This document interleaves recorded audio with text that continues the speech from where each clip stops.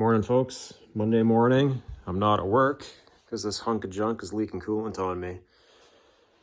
It's hard to tell, but I'm pretty sure it's coming from the thermostat housing where it sort of plugs in to whatever. We're about to find out. So, figured I'd bring you guys along with me. It's Canada, it's cold, it's January, so I'm dressed like a road cone trying to stay warm in my garage. That's only, well, let's take a look here. 0, maybe like, yeah, about 3 degrees. I've had the heater running all morning. I'm getting dripped on, and I wanted some company, so I figured I'd bring you guys along for the ride. I've already removed the, oh, shoot, sorry about that. I've already removed the intake. Sorry, air filter. The giant piece of plastic across the top. This is the 2.5 liter 5-cylinder, if you haven't figured that out already. Hopefully this video will be useful for some. First order of business, I like to take out the hardest bolts first, because if they don't come out, then I can abort this whole mission altogether. You need a special fancy Volkswagen tool to get down in here. A regular 3/8 6mm will not fit. If you don't have a fancy Volkswagen tool, grab yourself a 6mm bit and jam it into a 1/4-inch drive socket with a piece of it's not focusing, of course. And there we go. Use a piece of glove and hammer it in there, and it'll hold it. That way, when you slip it in, you don't lose your bit. And that's just a 1/4-inch extension, which is will barely fit. So that's what you need for that. Let's do the next step. All right, already cracked her free. Actually wasn't on there too tight. Oh, come on. You know what? I think I have to get this from underneath. You can, hey Volkswagen. So you can loosen the bolt, but you can't pull the bolt back out through the hole. They force you to drop the bolts into the engine bay. Son of a... Okay, so far I got these two out. This is what they look like. And in Volkswagen's infinite wisdom, no, they do not fit through the hole. So I haven't got a clue how I'm going to get this back together, but we'll cross that bridge if I ever get it apart.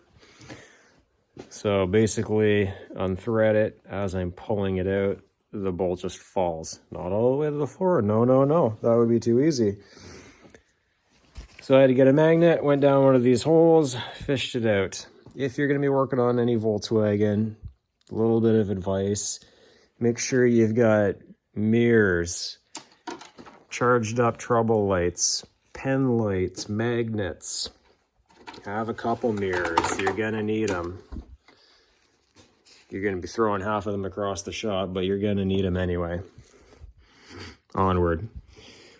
So there's this guy, which has attached by 2 triple square, which is pressed into here. Possibly, I'm going to try and fiddle that out with a screwdriver. Fuel injectors, of course, are in the intake plenum. I'm going to try to remove as little as possible. We're about to find out.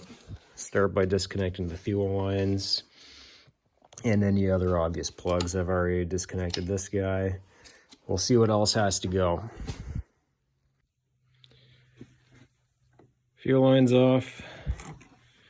Triple square, 10mm. Hammer that sucker on. You're not going to be able to get a socket onto it. So in my case, it's a 13mm. Grab it, and away you go. These shouldn't be on there too tight. They will be rusty, but it's not tight from the factory, so it shouldn't be an issue for you. Got her loose, got one of them out. Story time. About 9 years ago, I left the trade because I was tired of working on European junk. And here I am, missing work, working on European junk. Isn't that funny? Oh, yeah. Okay. So there's that. Now that, sorry about the lighting situation. Now that that's loose, if I follow to the other side here, that's just jiggling, flapping in the breeze. And it doesn't seem to be directly attached to the fuel rail, although this is kind of in the way. So I'll get that off and then move this thing out of the way and see how far I can get. Okay, so that was pretty easy. This just pops off. These are in here, which I've already disconnected. And then all your wiring for your fuel injectors, it's just all held in with these little plastic tree things, which you can just pop them out like so, shove them out, and then this all comes out. This little guy lives around the dipstick. You just take a screwdriver and you just push it straight down, and then if you're lucky you'll find it on the ground. All my manifold bolts are out. I didn't disconnect anything on the fuel rail other than the lines. Disconnected a couple more of these plastic Christmas tree things. And here's where we're at. She's loose. All right, friends, here's where we're at. Dipstick had to come out, of course, because Volkswagen. Should note that there's the hole. When you go to drain the coolant system, make sure you stick the dipstick back in there, otherwise you're going to have a bunch of dirty sand and rust and coolant going into your dipstick hole. Anyway, moving on. Thermostat, where it goes into the water pump. It's dry on the top, but on the bottom she's all wet. So that's my culprit. Hopefully that's the only culprit, because I replaced the radiator not more than a month ago. I cannot wait to get rid of this thing. Toyota, here we come. She's out. And guess what? The dipstick's in there now.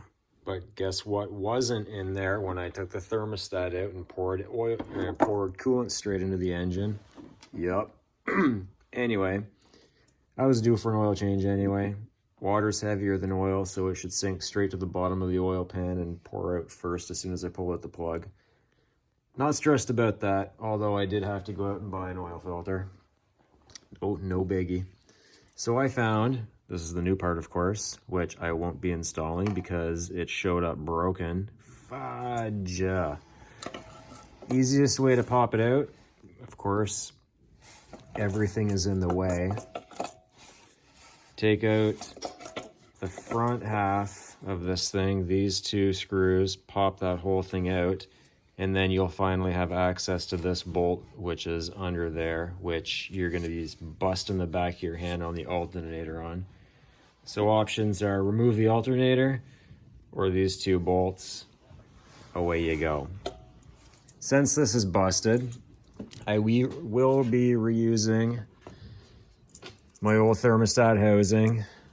Not really in favor of that option, but I can't wait another week on this. So what did I do? I went to the dealership and I bent over and spent $38 on 5 seals. So I will be reinstalling the old one with new seals.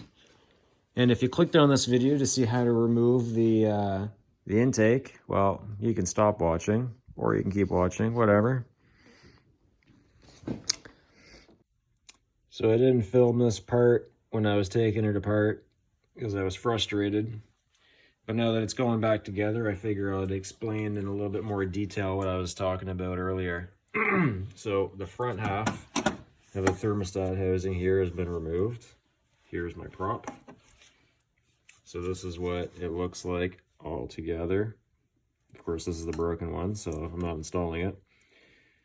And in order to get at this bolt, which is under there, it's a T30, there's not enough room to get anything in there with the front cover on. So you take the cover off, again, two T30 screws, bolts, whatever, pop it off, and then with a setup something like that, you can just barely get in there and get it off. It's extremely tight. Or you could take the alternator out, your choice. All freshy seals installed. Make sure you replace them, they get kind of stiff. If you buy them from the dealer, at least in my part of the world, they want 30 bucks a piece. Got these melee gaskets. I want to say they were about $25 for the whole set.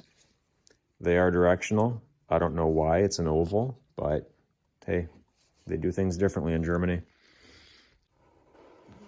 Don't forget to pull out your toilet paper before you install the manifold. All right, here's the fun part, getting this thing back in. Now, if you remember from earlier in the video, the two bolts here and here have to go through that little hole, which if you recall, they don't fit. So I've got to stick them in here somehow with something so that they don't fall out. I don't know what yet, but I will let you know in a minute. Also, since it's such a hard to reach spot, make sure you grab your best too, because there is a difference. For some reason, some of these things are just rusted all to hell, and some of them are, they're pretty decent. Okay, I feel really smart right now.